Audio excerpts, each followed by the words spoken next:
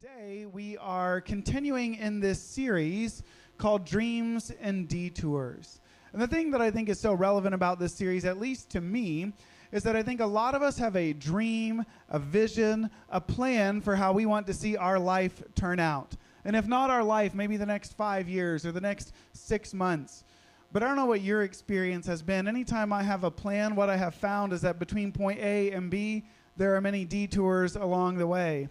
And during those detours, sometimes I get frustrated. I'm asking, are we there yet? God, are you doing anything? Or have you forgotten that we're headed to this particular place? You know, recently I've been doing a lot of reflecting on my time here at Bridgepoint, and there's one season that comes to mind that really demonstrates this dreams and detours kind of topic. And I've shared this before, but I thought it was relevant to what we're talking about this morning. Back when I started in the summer of 2015, Bridgepoint was in a tough financial spot.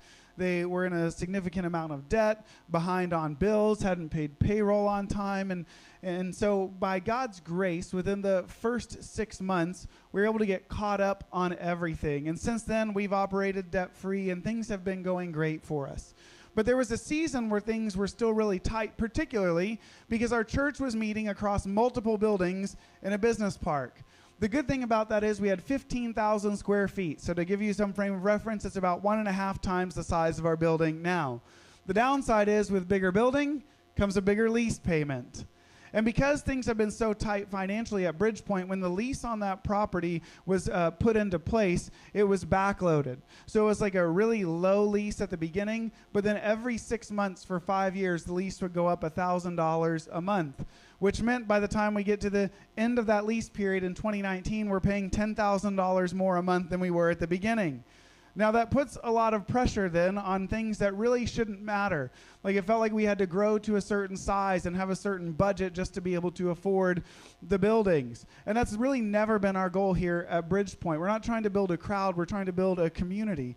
And so what we want is for you to spend time with Jesus and become like him and then leave here to bring heaven to earth. We didn't want to feel this pressure to focus on things that would distract from that. And so we get to 2019, and I know we got one more lease increase coming, and then our lease is going to be over. And this is the only season at Bridgepoint where I literally had sleepless nights trying to figure out how we were going to afford to make things work. We've always run kind of a lean operation here, and we'd cut out all the extraneous expenditures. The only thing really left to cut would have been staffing. And that's hard for a number of reasons because you really can't afford not to have the staff team in place. But we also can't afford to have the staff team in place. And so a lot of time is spent looking at spreadsheets and trying to figure things out. And then I remember our landlord reached out to me and said, hey, would you be willing to purchase one of the buildings you meet in and kind of consolidate into one building? And I remember thinking, this is it. This is the lifeline that we needed. This is like a lifesaver being thrown out to someone drowning in the water. And so we met with realtors and engineers and architects, and we had this whole plan for how we would gut the building, kind of rebuild it to our plans and purposes.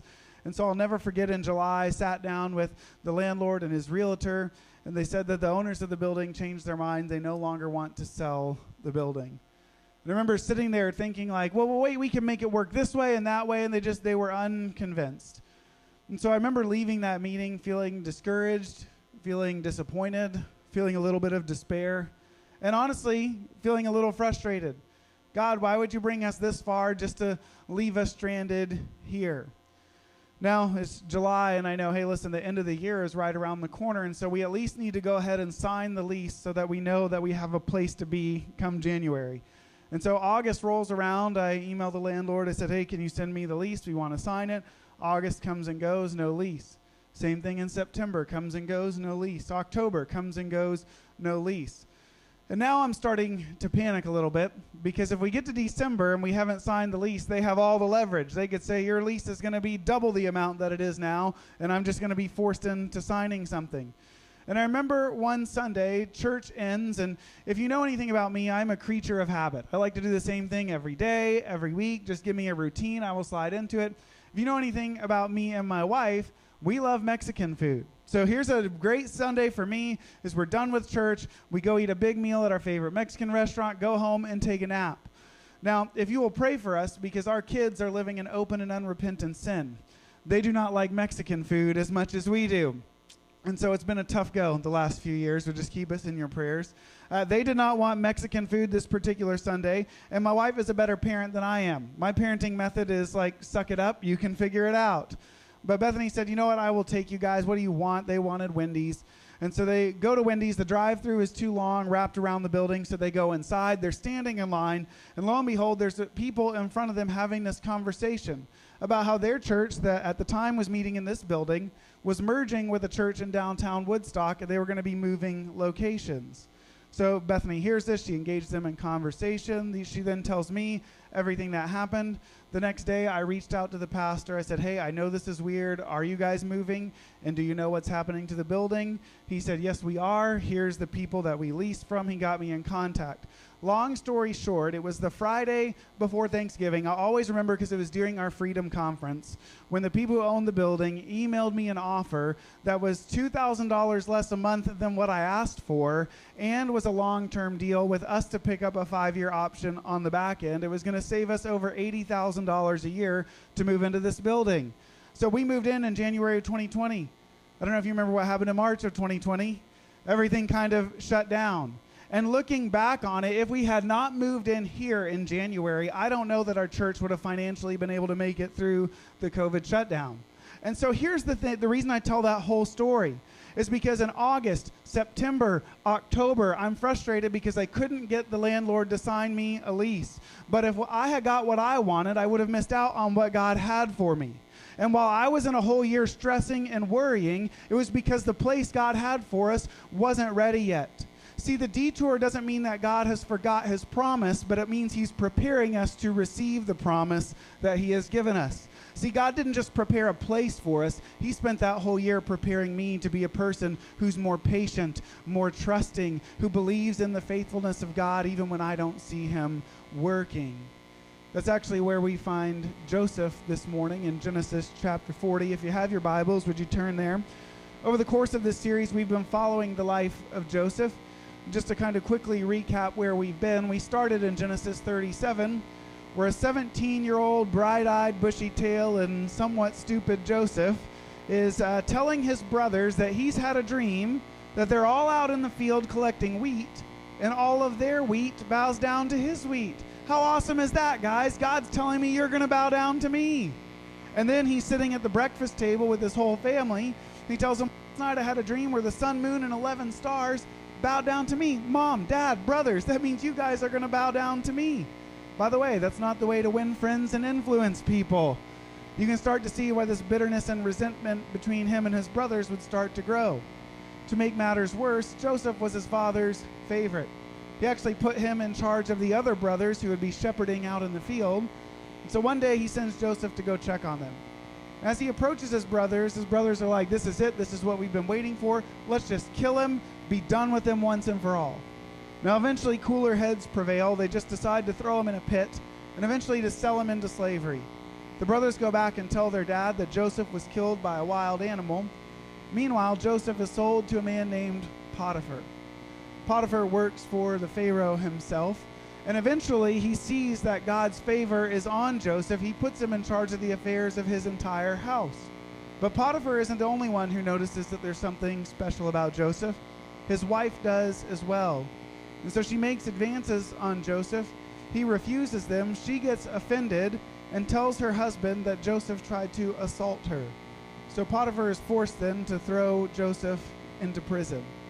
That's where Genesis 39 ends. Now think about Joseph. He feels like maybe he was unwise in sharing some of those dreams with his brothers, but he hasn't done anything sinful. He found himself thrown in a pit, sold into slavery, and now here he is in prison. And actually at the end of chapter 39, it says that God's favor is still on Joseph. So much so that the warden of the jail puts Joseph in charge of all the other inmates. By the way, this is not a common thing in that culture. It's that something about Joseph has distinguished himself so much that they are willing to put him in a position of influence, leadership, and authority over the other inmates. That's where we're going to jump in this morning in Genesis chapter 40, starting in verse 1. After this, the king of Egypt's cupbearer and baker offended their master, the king of Egypt. Pharaoh was angry with his two officers, the chief cupbearer and the chief baker. and put them in custody in the house of the captain of the guards in the prison where Joseph was confined. The captain of the guards assigned Joseph to them as their personal attendant, and they were in custody for some time. The king of Egypt's cupbearer and baker, who were confined in the prison, each had a dream. Both had a dream on the same night, and each dream had its own meaning. When Joseph came to them in the morning, he saw that they looked distraught.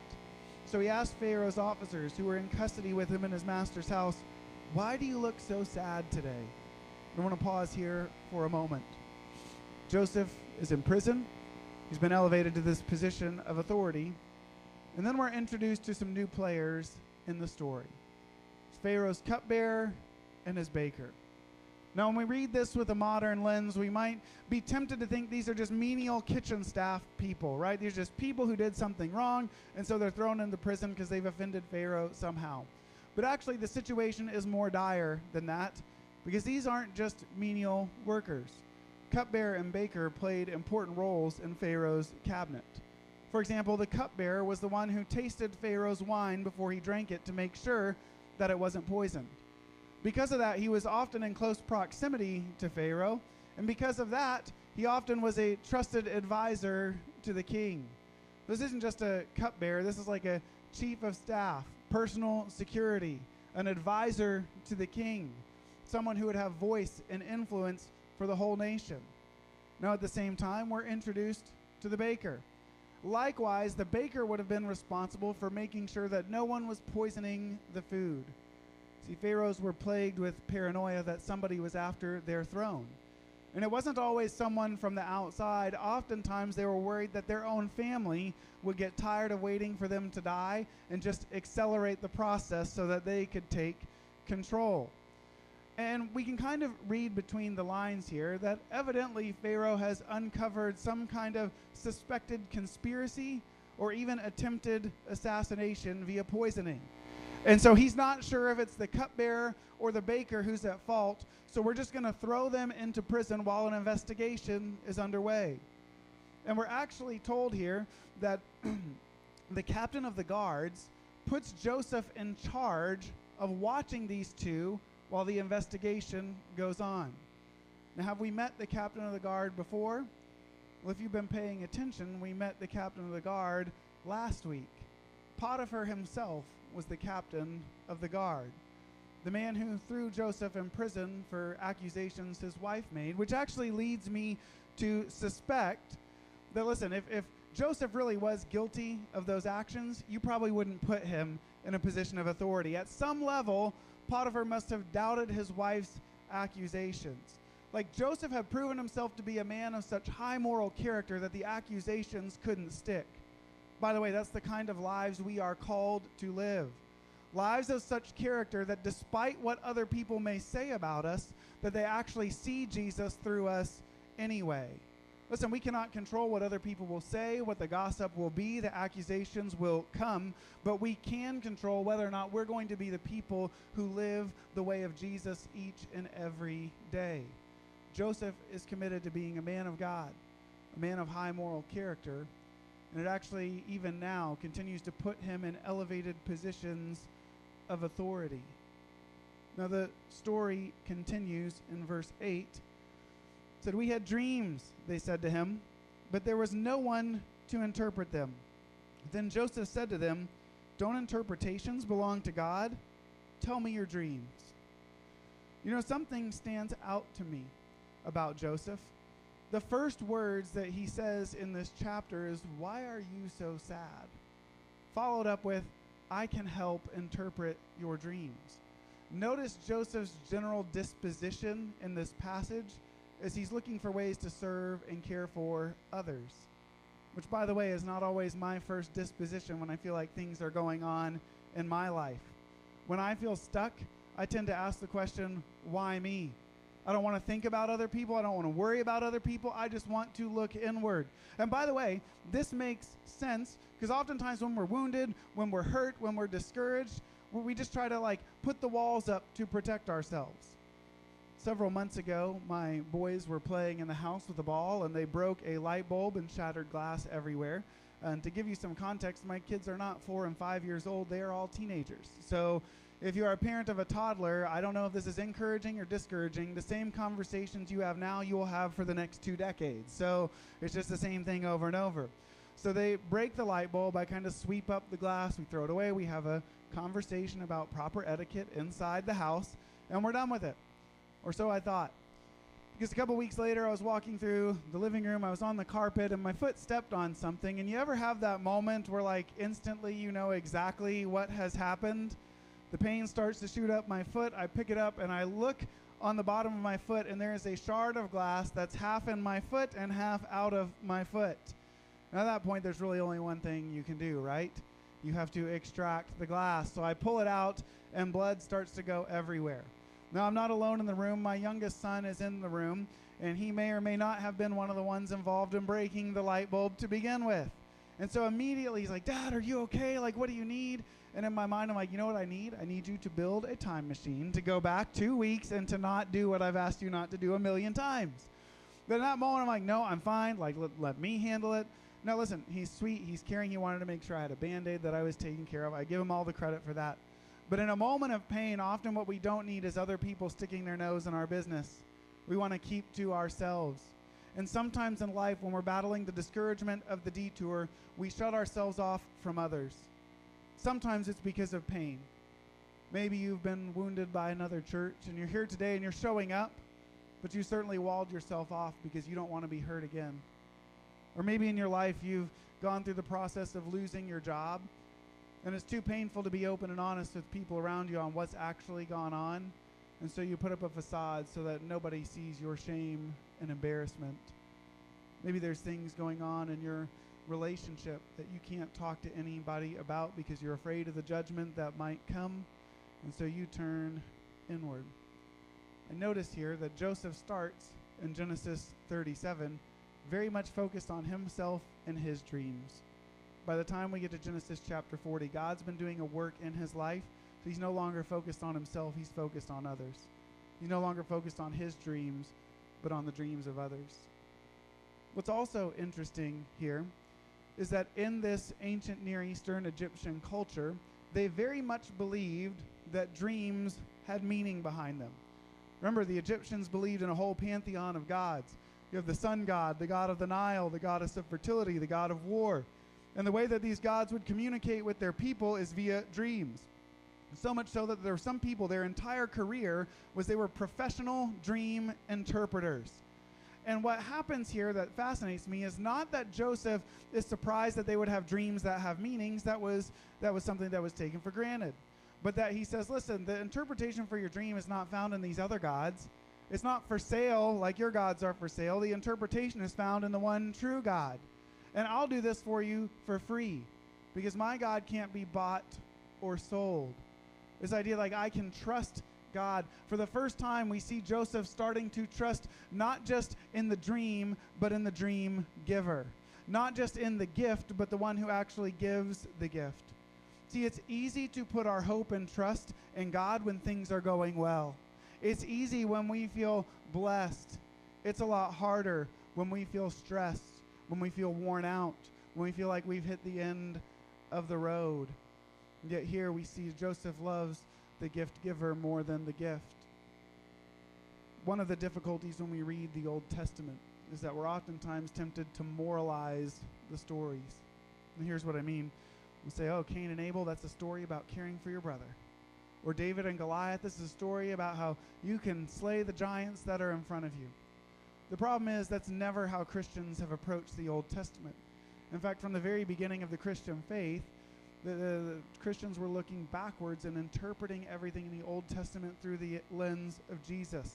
Everything in the Old Testament is pointing us forward to a greater truth. And so we're looking at the story of Joseph, but it's pointing towards another son of Joseph, the Son of God, Jesus himself. Because Jesus, like Joseph, was betrayed by those closest to him. Jesus, like Joseph, served through suffering. Jesus, like Joseph, appeared to hit a dead end. Jesus was not in prison. His was on the cross. On Friday, the last week of his life, Jesus was nailed to the cross. He breathed his final breath. He was put in the tomb. That moment, it seemed like the story was over. Sin and death had the final word that this is how the world was always going to be. But 3 days later, Jesus rose again. He defeated the powers of sin and death and ushered us into this new way of living. See, we all want resurrection, but none of us want to walk through the cross. We want to rush to the end of the story, but we're not willing to sit in patience in the middle of the story. And because Jesus has invited us into this new way of life, then we can have hope in the midst of the detours. Because of what Jesus did on the cross, if he never did anything else, he's still worthy of worship. If he never answered any of your other prayers, he's still worthy to devote our lives to follow him. Do you love the gift, or do you love the gift giver? Those are two very different questions. Now, they go on to share their dreams. The cupbearer says, well, I had this dream where there was a vine with 3 branches, and on these branches there were these grapes that grew, and the grapes were collected and squeezed into a cup, and Pharaoh drank from that cup. I don't know what this dream means. Joseph said, I can tell you what the dream means. It means that in 3 days, your head will be lifted up from discouragement back to restoration, that you will be cleared, your name exonerated, and you will be placed back in the position of cupbearer to Pharaoh. This is going to happen in 3 days, and when it does, the only thing that I'm asking you is, will you please remember me? When Pharaoh comes and restores you, will you tell him about the plight of this Hebrew who gave you the correct interpretation, who's wrongly imprisoned? Will you tell him so that I could be free? Now the baker hears this and he decides, I want my interpretation too. And so his dream is that he has 3 baskets of white bread on the top of his head, and birds come in and start eating the bread. Now birds in this culture and dreams were always a bad omen. And Joseph says, I know what your dream means. Just like the cupbearer's head will be lifted up, your head will be lifted up too, but not to restoration. Your head will be lifted up and off your body. You will be hanged, and the birds will eat your carcass. Not the most positive interpretation, is it? But we have these 2 dreams here, these 2 different interpretations. And I want us to see how this chapter ends, starting in verse 20. It says, on the 3rd day, which was Pharaoh's birthday, he gave a feast for all his servants. He elevated the chief cupbearer and the chief baker among his servants. Pharaoh restored the chief cupbearer to his position as cupbearer, and he placed the cup in Pharaoh's hand. But Pharaoh hanged the chief baker, just as Joseph had explained to them. Yet the chief cupbearer did not remember Joseph. He forgot him. So sure enough, just like Joseph had interpreted, 3 days later, Pharaoh's birthday, the cupbearer is cleared of all charges. He's restored back to his position, but the baker is the one who's found guilty. He's hanged, the birds eat his carcass, but the most saddening part of this chapter says he did not remember Joseph. He forgot him. You know, it's kind of a bummer way to end. In fact, I'll be honest with you, at first I was like, maybe we should combine chapters 40 and 41 when we're walking through Joseph's life, because we always want to rush to the end of the story. But the reality is that's not how we experience life, is it? Joseph starts chapter 40 in prison. He ends chapter 40 in prison. There's no deliverance, no freedom, no promotion.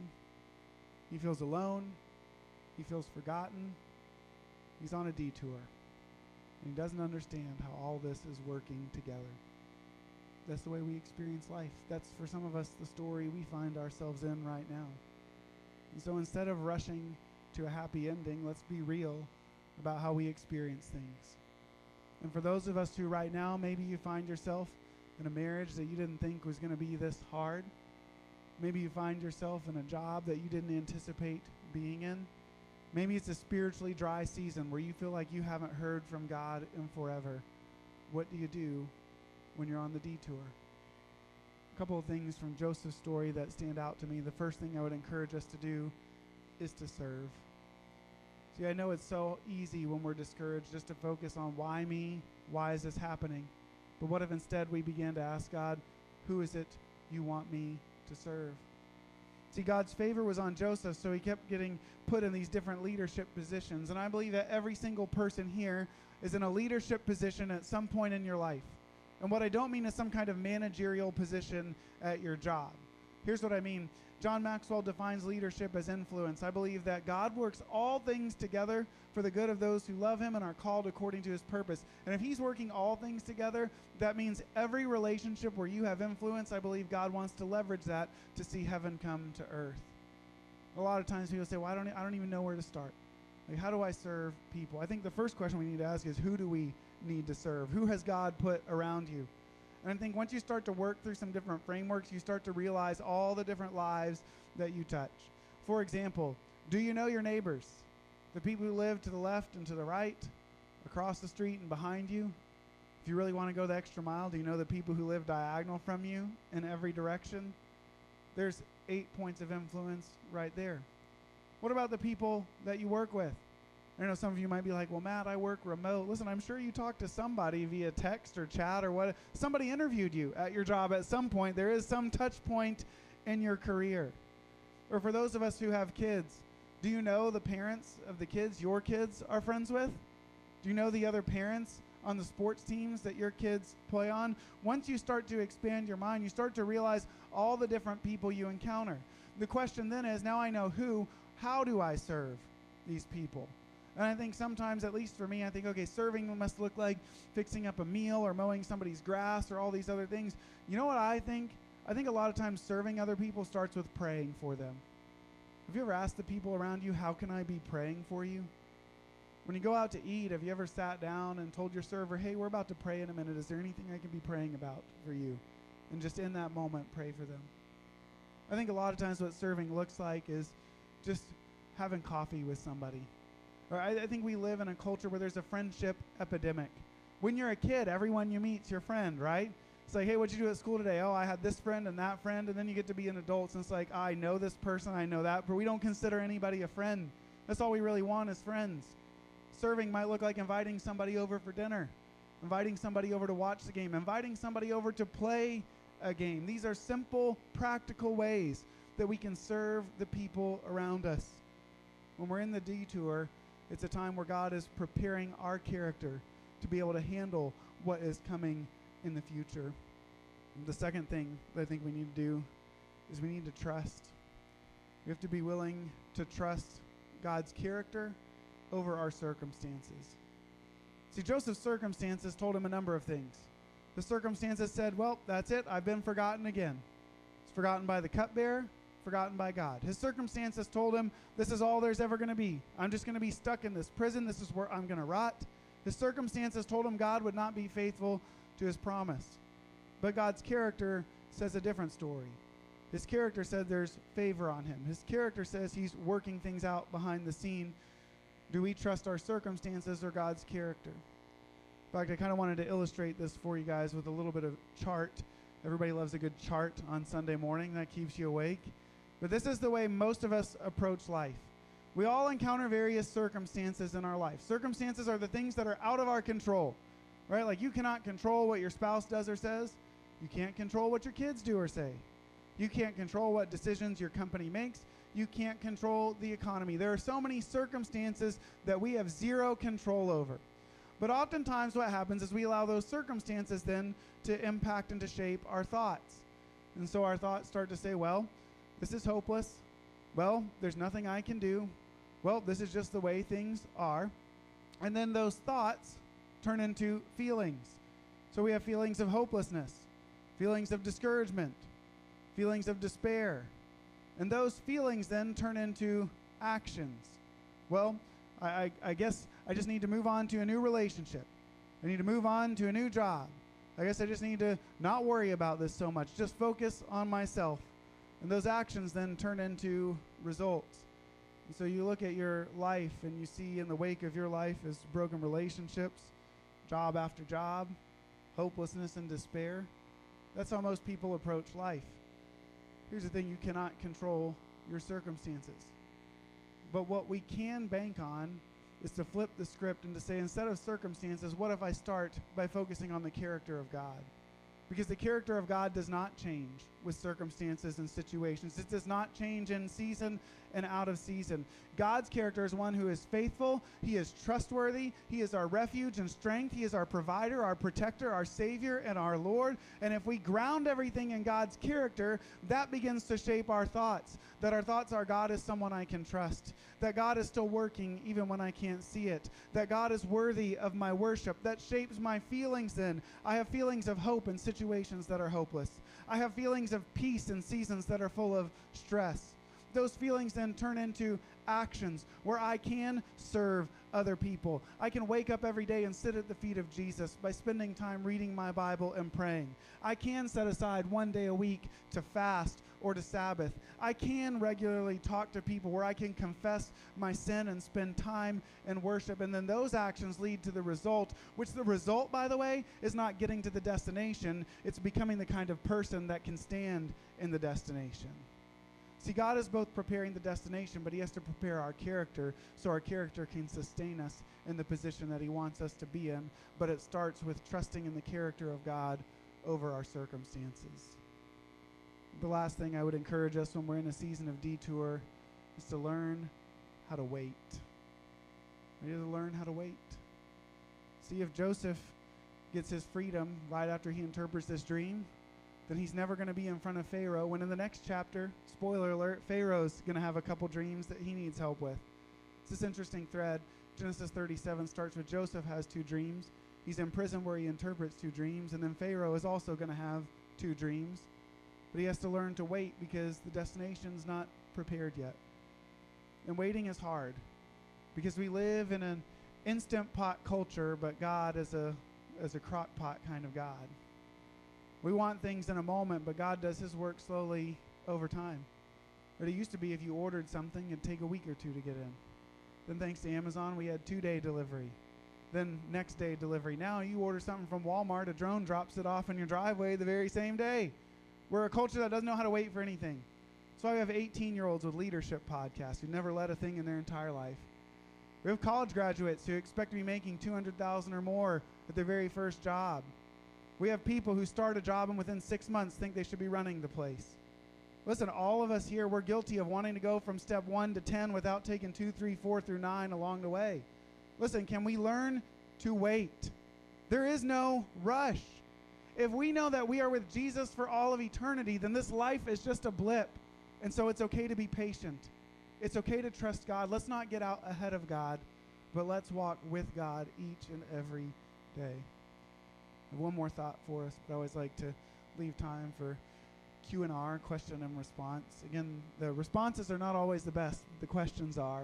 Just guidelines for our questions. Remember, questions, not comments, relatively quick and to the point and relevant to what we're talking about today. It doesn't look like we got a texting question, so if anybody has a question, you want to raise your hand, Mr. Adam will bring the microphone around.